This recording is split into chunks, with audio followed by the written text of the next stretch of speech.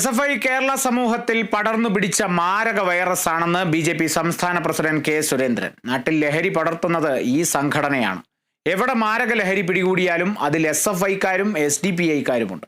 CPIM SFIയെ പിരിച്ചുവിടണമെന്നും K. Surendran മാധ്യമങ്ങളോട് പറഞ്ഞു. കേരളത്തെ നശിപ്പിക്കാൻ കച്ചകെട്ടി ഇറങ്ങിയിരിക്കുന്ന ഒരു മാരക വൈറസാണ് SFI.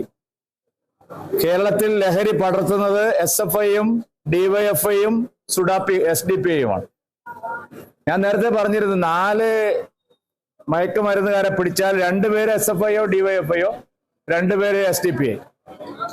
അതുകൊണ്ട് SFI എന്ന് പറയുന്ന ഒരു വിദ്യാർത്ഥി സംഘടനയ്ക്ക് കേരളത്തിലെ ക്യാമ്പസുകളിൽ പ്രവർത്തിക്കാനുള്ള ഒരു അവകാശവുമില്ല.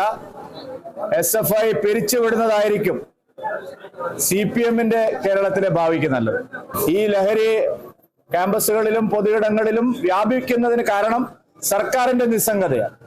ഇപ്പൊ തന്നെ കളമശ്ശേരിയിൽ നിന്ന് പിടിച്ച കഞ്ചാവ്, അതിന്റെ തൂക്കം കുറച്ചാണ് കോടതിയിൽ അവർ കാണിച്ചിരിക്കുന്നത്.